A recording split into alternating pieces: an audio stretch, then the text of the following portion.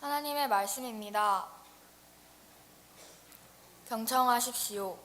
여호와여, 이제 내가 주께서 내게 주신 토지 산물의 만물을 가져왔나이다 하고 너는 그것을 내 하나님 여호와 앞에 두고 내 하나님 여호와 앞에 경배할 것이며 내 하나님 여호와께서 너와 내 집에 주신 모든 복으로 말미암아 너는 레위인과 너희 가운데에 거류하는 객과 함께 즐거워할지니라. 아멘.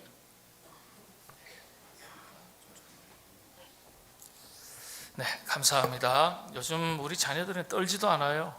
얼마나 참 무대 체질인지 많은 분들 앞에서 떨기 마련인데 고맙습니다.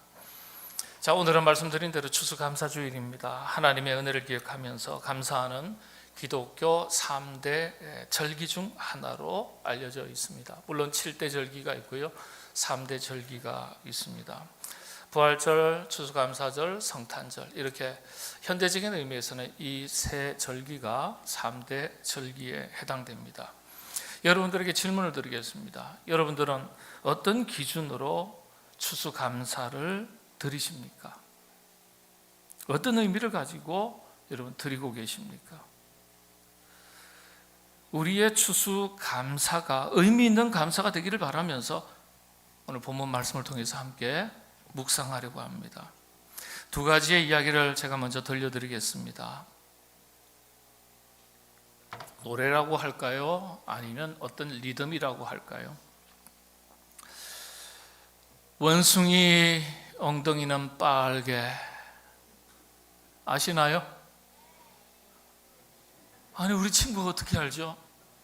이건 연식이 된 부모님들만 아는 건데. 원숭이 엉덩이는 빨개. 그 다음 뭐죠? 빨간 것은 사과. 사과는 맛있다. 아이고, 우리 친구들이 너무 잘하네요. 맛있는 것은 바나나. 바나나는 길다. 긴 것은 기차. 기차는 빠르다. 빠른 것은 비행기. 비행기는 높다. 높은 것은 백두산. 그렇죠. 모를 줄 아는데. 백두산 뻗어내려 반도 삼천리. 이거 아는 분들은 대체로 연식이 꽤나 되신 분들인데 우리 자녀들이 알다니요, 신기하고 놀라워요. 신기하고. 앞서 말씀드린 것은 전후 이후에 6.25 전쟁 이후에 생긴 말이다, 그렇게 이야기합니다. 그런데 그 끝에 백두산 뻗어내려 반도 삼천리, 이건요 100년 이상 이 나라 가운데서 많은 백성들 가운데서 불려왔던 동요입니다. 동요를 덧붙인 거예요. 저도 어린 시절에 이 노래 참 많이 들어왔습니다. 노래말 중에 사과는 뭐라고요? 빨간 것은 사과. 사과는 맛있다. 오늘 오시면 아주 빨간 사과 드릴 거예요. 근데 사과가 제일 맛있는 줄 알았는데 맛있는 것은 뭐라고요? 바나나. 오시면 오늘 바나나 다 드릴 거예요. 바나나. 예.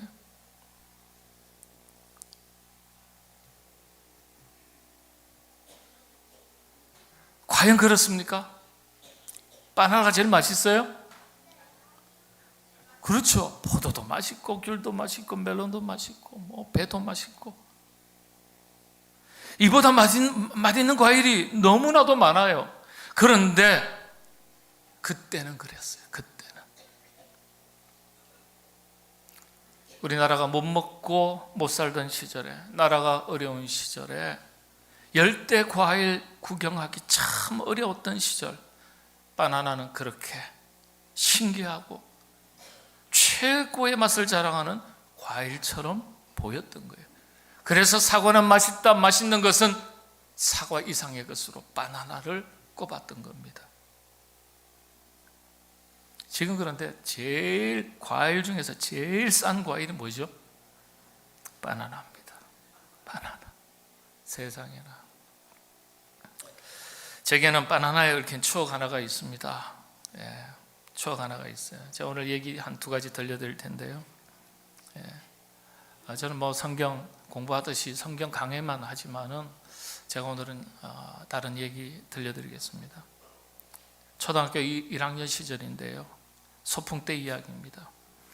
당시 소풍이 그렇죠. 여러분들 부모님 세대들 다 그런 소풍 보내셨을 텐데, 시골 야산, 산등성이 아니면 냇가, 개울 가는 곳이 고작 그런 곳이었어요. 그런데도 불구하고 아주 신바람이 났습니다. 별것 없어요. 그런데 내일이 소풍이면 전날부터 가슴이 뛰고 정말 기도했어요. 하나님, 내일 비 안 오게 해주세요. 정말 비 오면 안 됩니다. 공부해야 되거든요. 네. 네. 공부하기 좋아하는 애들 별로 없어요. 공부가 제일 쉬웠어요. 그런 애들 보면 너무 신기해요. 예. 전날부터 가슴이 설레고, 어머니께서 장보러 김밥 싸신다고 장보러 가면요, 그게 그렇게 막 설레고 긴장되고 좋았어요. 소풍 갈 때 김밥 도시락에 사탕 한 봉지, 그것도 땅콩 캐러멜 사탕 한 봉지, 사이다 한 병, 삶은 계란 몇 알, 과자 종류도 별로 없었던 시절에 이름도 희미한 과자 한두 봉지, 여기에 사과 한 개, 한두 개 가져가면요, 이 정도면 꽤나 넉넉한 편이었어요. 꽤나 넉넉한 편이었어요. 놀이라고 해봐야 가서 뭐하죠? 장기자랑, 보물찾기, 이게 다예요. 그래도 그게 소풍이 그렇게 즐거웠어요.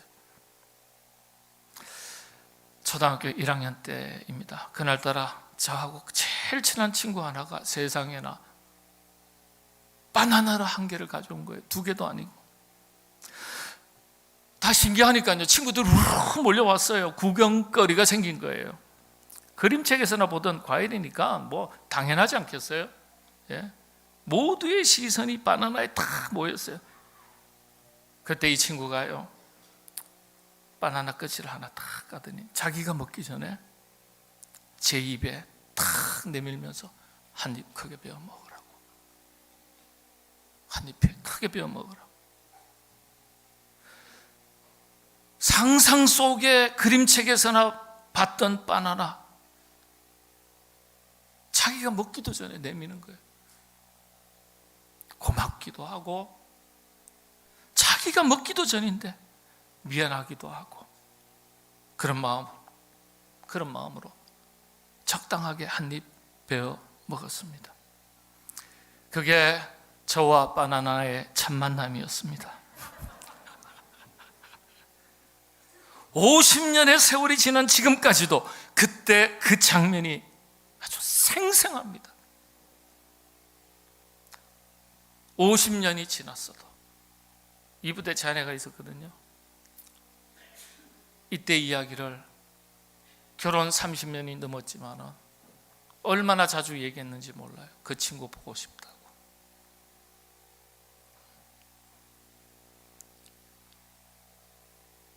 주변에 있던 다른 친구들이 다들 나도 조금만. 그 친구가 안 된다고 등을 돌리고 거절했어요. 그랬더니 다른 친구들이요, 그러면 이거 하고 바꿔 먹자고. 사이다 한 병, 그리고 바나나 요만큼만 바꿔 먹자요. 사이다 들고 오고요, 사과 들고 오고요, 과자 들고 오고요, 한 입만 바꿔 먹자고. 근데 그 친구가 다 거절했어요. 달려드는 그런 친구들이 바꿔 먹자고 이것저것 들고 왔지만 다 거절하더라고요. 그런데 제게만 아무렇지도 않게, 그것도 자기가 먹기 전에 제게 먼저 탁 내밀어 주는 거예요. 그때는 몰랐는데요, 세월이 지나면 지날수록 제게 크게 한번 베어 먹으라고 바나나를 내어주던 그 친구가 자꾸 생각나는 거예요. 생각하면 생각할수록 참 고마운 마음이 들었습니다. 참, 그런데 그 참 고마운 그 친구가 얼마 지나지 않아서 미국으로 이민을 갔습니다. 플로리다로 이민을 간다는 말을 했지만 뭐 초등학교 1학년 시절에 미국에 어디 붙어 있는지도 모르는데요. 플로리다가 어디 있는지 어떻게 알겠어요? 그런데 플로리다로 간다고 했던 그 말을 50년의 세월이 지나도록 저는 잊지 않고 있습니다. 그 시절 소풍 가서 바나나를 기꺼이 내어주던 그 친구의 모습, 지금도 눈에 선명합니다. 지금이라도 만나면 당장 알아볼 수 있습니다. 그런데 남겨진 사진 한 장 없습니다. 졸업 앨범에도 없습니다. 1학년 때 전학 갔으니까요. 연락처도 모릅니다. 오직 그때 미국 플로리다로 이민 간다는 말만 제 머릿속에 추억과 함께 남아 있습니다. 이 친구를 생각하면 생각할수록 고마운 마음이 들어요. 바나나 한 입 얻어먹은 것이 아니라 친구의 따뜻한 마음을 받은 거예요. 사랑을 받았던 것이 고마운 겁니다. 지금도 혼자 생각날 때마다 미국 가면 어떻게 수소문해서 찾아볼 수 있을까? 혹 만나게 되면 아주 정말 근사한 곳으로 데려가서 준비한 선물과 함께 식사 한번 대접하고 싶은 마음이 제 마음이에요. 많은 것을 받은 게 아니에요.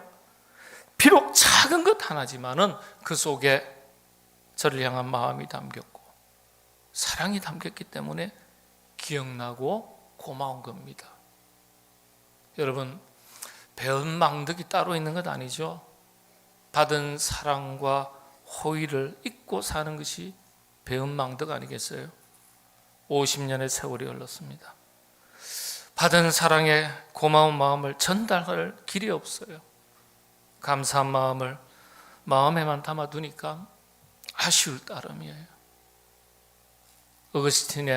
성자 어거스틴의 말처럼 표현되지 않는 사랑은 더 이상 사랑이 아니라고 했습니다.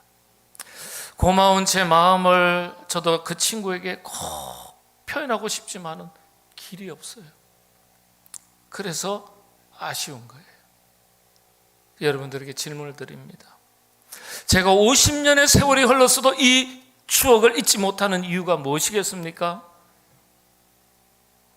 친구의 마음을 잊지 못하기 때문이에요. 사랑을 받았기 때문입니다. 그 친구의 마음이, 사랑이 고마워서 아직도 기억하는 거예요. 정말 만나면요, 근사한 곳에 가서 그때 일을 이야기하고 선물과 함께 식사 대접을 제대로 한번 하고 싶어요. 감사한 마음을 그렇게 갖고 싶은 겁니다. 또 다른 이야기 하나 들려드리겠습니다. 얼마 전에 제 결혼 기념일이었거든요. 몇 년 됐는지는 잘 모르겠어요. 비밀입니다.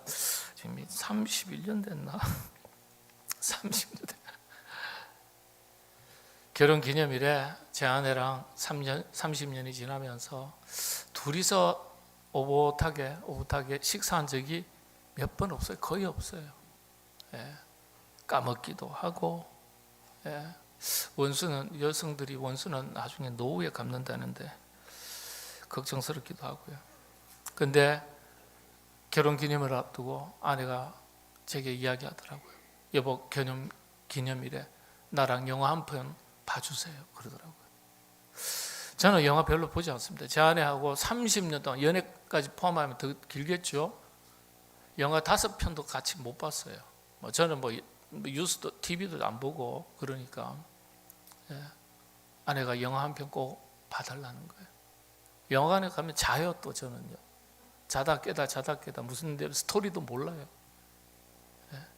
근데 졸더라도 좋으니까 영화를 같이 봐달라는 거예요. 같이 가자는 게 아니라 나를 위해서 영화를 한 편 봐달라는 거예요. 들어야죠. 안 그러면 노후가 불안한데. 가자 했습니다. 송기정 선수의 그 일대기를 기록했던 그 실화를 바탕으로 한 영화죠. 봤습니다. 여기 이렇게 유명한 필드라는 동네가 있어요. 몰이 큰 거. 거기 가서 봤어요.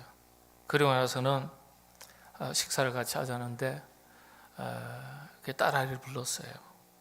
같이 식사를 했습니다. 딸아이가 온 김에 자기가 옷 하나 받은 게 있는데 살 게 있다고 하면서 어느 가게로 가는데 같이 가게 됐어요. 받은 게 있다면서 가게에 들어가서 이것저것 다 살펴보는 거예요. 근데 자기 돈으로 사야 되니까 이게 좀 무척 고민이 됐던 것 같아요. 옷을 들었다 놨다 들었다 놨다 들었다 놨다 막 몇 번씩 고르는 거예요. 남자들이 쇼핑 힘들어 하잖아요. 빨리 사고 가지. 죽겠는 거예요. 가격을 비교해 보면서 망설인 거예요. 그래서 제가 가서 야, 아빠가 선물로 하나 사줄 테니까 받은 거 어서 사라. 제가 힘들어서 그랬어요. 제가 힘들어서. 그랬더니 갑자기 딸이 갑자기 막 뭐라 그럴까요? 막 얼씨구나 하듯이 희색이 싹 돌면서요. 들고 있던 그 옷을 탁 내려놓고 나서 내 다른 곳에 받은 게 있대요. 그래가지고 이제 그 가게를 갔네요. 아내랑. 예. 받은 게 있으니까 금방 손에 집어들고 이건 내가 받은 거라고. 보니까 더 비싼 거예요. 더 비싼 거. 그러니까 혼자 와서 보다가 옷이 가격이 비싸니까 그 내려놓고 더 싼 곳에 다른 가게를 간 거예요. 저희랑 함께. 근데 제가 사주겠다고 그랬더니 그냥 막 1초도 기다리니까 오케이 탁 놓고 받은 게 저쪽에 있다고. 예. 보니까요 이전 가게 옷보다 한 2배가 더 비싸요. 2배가 훨씬 더 되는 것 같아요. 한 3배 정도 되나요? 옷값을 지불하고 옷가방을 딱 집어들더니 너무 좋아하면서 아빠 땡큐 2마디도 안 해요. 얘가 자녀들이 그래요. 원래 땡큐 딱 요 한마디. 제 딸아이에게 지난 몇 년 사이 옷 한 벌 사준 적이 제가 없습니다. 큰맘 먹고 제가 사준 거예요. 그래봐야 20만 원 채 못 되는 옷입니다. 두 가지 얘기 드렸는데 금년도 저의 추수감사절의 감사 기준은 이 2가지입니다. 저의 추수감사절의 감사의 제물의 기준은 이거예요. 여러분, 사람보다도 하나님을 더 높여야 되지 않겠습니까? 자식이 우상이 될 수 있다고 그랬어요. 자식이 소중하고 귀하지만은 그 자녀보다 하나님 더 귀한 줄 아셔야 돼요. 그게 신앙입니다. 고마운 사람에게 자신의 정성을 다해서 감사를 표현하듯이 하나님께도 그런 마음을 가지고 감사해야 되지 않겠습니까? 자신의 만족과 기쁨과 즐거움을 위해서는 그렇게 아낌없이 지불하면서 자녀들을 위해서는 그렇게 기꺼이 기쁨으로 지불하면서 귀한 손님에게는 그렇게 정성을 다해서 대접하면서 정작 그리스도의 몸된 교회와 하나님의 기뻐하심을 위해서는 체면치레 형식적인 의례적인 감사로 그친다면 그것이 과연 하나님께서 기뻐하실 만한 감사의 제물이 되겠는지 한번 생각해 보시자고요. 나름대로 저는요 많고 적음을 이야기하는 게 아니에요. 나름대로의 형편과 처지가 다 다르기 때문에 나름대로의 감사의 기준을 가지고 감사하자는 거예요.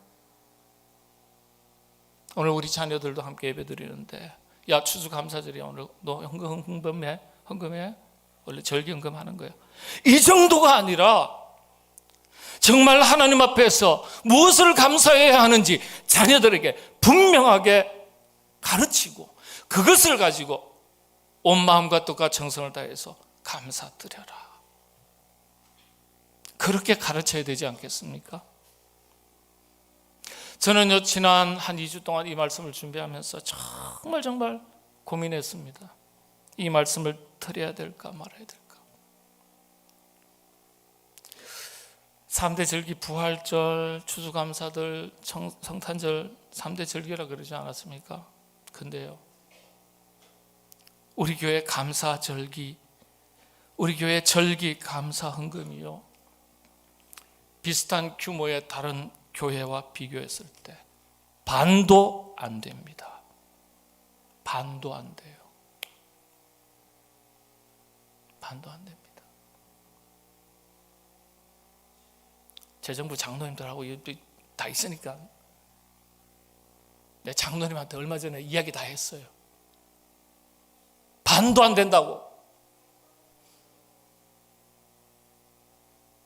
절기감사가요, 10,000원, 20,000원이 너무 수두룩해요. 백수십 명이에요.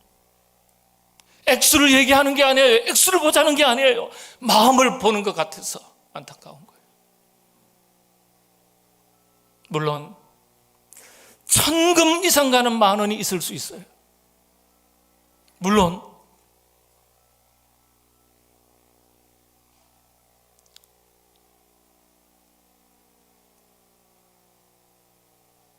만원의 무게도 되지 않을 1,000금이 있을 수 있습니다.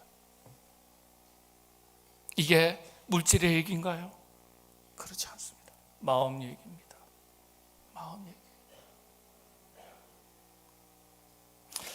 부모님들이 오늘 어린 자녀들에게 같이 예배드리는데 예의를 가르칠 때, 감사한 일이 있어서 감사한 그 마음을 표현할 때 부모님들이 자녀들을 어떻게 가르칩니까?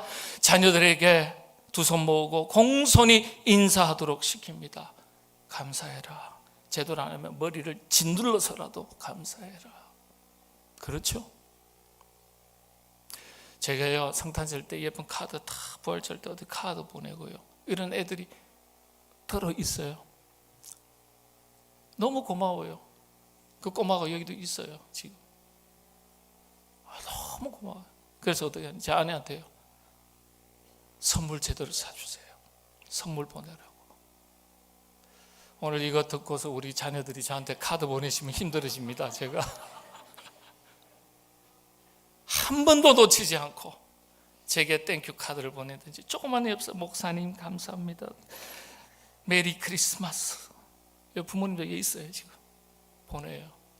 그럼요, 제가 잊지 않고 고맙다 말로 하지 않고 집사람에게, 집사람 그러면 요즘 혼납니다. 아내에게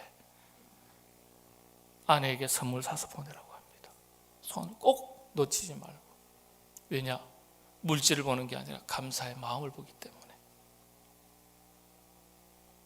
자녀들에게 두 손을 공손히 모으고 인사하도록 시킵니다. 억지로라도 그렇게 하도록 시킵니다. 질문을 드립니다. 이게 강요인가요? 교육인가요? 강요인가요? 교육인가요? 자녀들에게 그렇게 감사의 인사를 드리도록 가르치는 게, 억지로라도 그렇게 시키는 게 여러분 강요입니까? 교육입니까? 교육입니다. 감사를 알고 감사를 하는 것이 사람의 마땅한 도리라고, 그렇게 도리를 아는 자녀로 우리의 자녀가 자라기를 바라고, 그렇게 자라는 것이 바른 길이라 생각해서 그렇게 가르치는 겁니다. 성경도 마찬가지입니다. 그래서 성경은 끊임없이 우리에게 감사를 반복해서 가르치는 거예요. 왜냐? 우리에게 복이 되기 때문에. 하나님께서 그래서 우리에게 그렇게 강조하시면서 말씀하신 거예요. 교회도 마찬가지입니다. 그런데 교회에서 감사를 강조하거나 성경 말씀대로 감사를 가르치면 강요라고 생각하는 이들이 계세요. 물론 제가 그런 얘기를 직접 들은 건 없습니다만,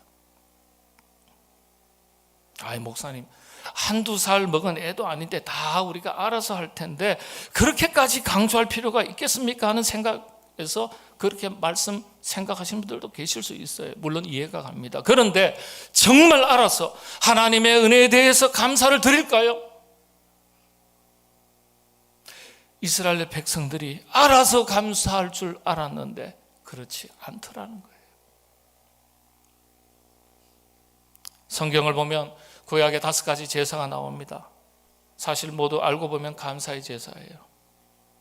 시편을 보면 감사하라, 찬양하라, 송축하라, 경배하라 끊임없이 반복해서 그렇게 하라고 가르쳐주고 있습니다. 왜 그렇게 반복해서 가르쳐주시는 걸까요? 감사를 모르고 감사를 하지 않기 때문에 반복해서 그렇게 얘기하는 거예요. 안 되니까. 알아서 잘한다면 왜 그렇게 말씀하시고 반복해서 가르치실까요? 이스라엘 백성들이 그렇게 수많은 하나님의 은혜 가운데 살면서도 감사를 잃어버리고 불평과 불만을 쏟으면서 살았습니다. 가데스 바네아 바란 광야에서 40일 동안 바로 적과 꿀이 흐르는 땅을 바라보면 그 자리에서 40일 동안 불평불만했습니다. 그리고 나서는 하나님께서 오케이, 너희들의 불평불만 때문에 너희들은 전부 다 여호수아 갈렙 이후에 를 제외하고서는 아무도 적과 꿀이 흐르는 약속의 땅을 밟지 못한다 그러셨어요. 감사를 잃어버렸기 때문에 그게 비극이 된 거예요. 이스라엘 백성들이 그런 비극을 앞서서 겪지 않도록 하기 위해서 하나님께서 모세를 통해서 이스라엘 백성들에게 가나안 땅에 들어가면 제일 먼저 가르쳐야 될 것이 감사하는 것이다, 그렇게 강조하면서 가르쳤어요. 그걸 가르쳐라 모세에게 명령하셨어요. 그래서 모세가 이스라엘 백성들에게 3번의 설교를 통해서 감사법을 가르쳐요. 그게 신명기입니다. 신명기. 그게 오늘 본문이에요. 하나님께서 제사법을 통해서 제사장들에게 명령으로 감사하는 법을 이렇게 명료하게 가르쳐 주셨습니다. 시편 50편 23절 한번 같이 읽겠습니다. 시작합니다. 감사로 제사를 드리는 자, 옳게 하는 자에게 내가 하나님의 구원을 보이리라. 표준 세번역에서는요 원문의 뜻을 더 정확하게 번역을 했습니다. 제가 히브리어 다 봤어요. 같이 읽겠습니다. 감사하는 마음을 제물로 바치는 사람이 나에게 영광을 돌리는 사람이니 올바른 길을 걷는 사람에게 내가 나의 구원을 보여주겠다. 감사하는 마음을 제물로 바치는 사람이 나에게 영광을 돌리는 사람이다. 그래서 주님께서도 말씀하신 거예요. 누가복음서 12장 34절에 너희 보물 있는 곳에는 너희 마음도 있느니라. 재물이 있는 곳에, 물질이 있는 곳에 너희의 마음도 있느니라. 그래서 우리 역시 오늘날 감사절기에 받은 바 은혜에 대한 감사한 마음을 그래서 물질로 표현하는 거예요. 여러분 절기되면 성탄 헌금도 있고 부활절 헌금도 있고 추수감사함도 헌금도 있는데 이게 뭐예요? 교회 자체가 잘 되자고 어떤 행정적인 것 때문에 그렇게 하라고 여러분들에게 하는 거 아닙니다. 아니에요. 우리는 살아계신 하나님의 은혜를 믿는 사람 아닙니까? 하나님 앞에서 우리의 마음을 드리기 위해서 그렇게 일러주신 것을 지켜 행하기 때문에 뭐라고요? 감사하는 마음을 재물과 함께 바치는 사람이 나에게 영광을 돌리는 사람이다. 하나님께서 그렇게 말씀하셨기 때문에 우리가 그렇게 하는 거예요.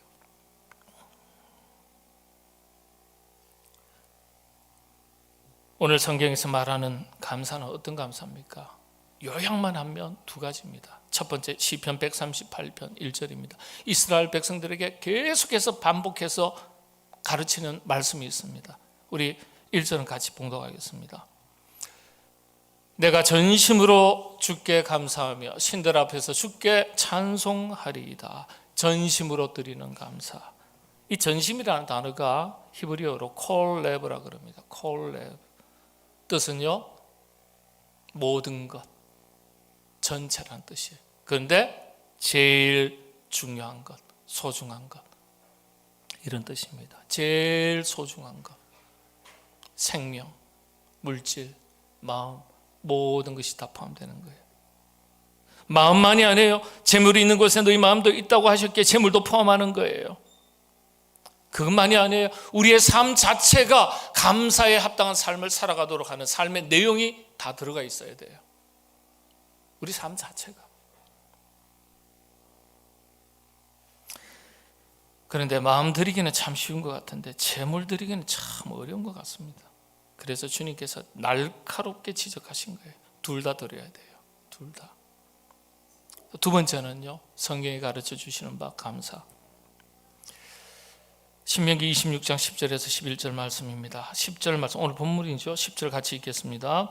여호와여, 이제 내가 주께서 내게 주신 토지 소산의 만물을 가져왔나이다 하고 너는 그것을 내 하나님 여호와 앞에 두고 내 하나님 여호와 앞에 경배할 것이며, 가나안 땅에 들어가면 농사 지을 텐데 농사 짓고 나서 가장 소중한 것, 제일 좋은 것, 만물, 사람으로 치면 마지를 말합니다. 장남, 그거 갖다 드려라. 그거 갖다 드려라. 지금 하나님께서 모세에게, 이스라엘 백성들에게 그렇게 가르치라고 주신 말씀이 이 말씀이에요. 저도 받아서 여러분들이 가르치는 거예요. 소중한 것에는 마음이 담겨져 있습니다. 소중한 것 가지고 만물로 감사하라 그러신 거예요. 그런데 소중한 것을 뒤로 하고 덜한 것을 가지고 오라고 하신 게 아니지 않습니까? 만물로 하라는 거예요. 만물로. 가장 중요한 걸로. 참 부담스럽죠. 그런데 왜 그렇게 하셨을까?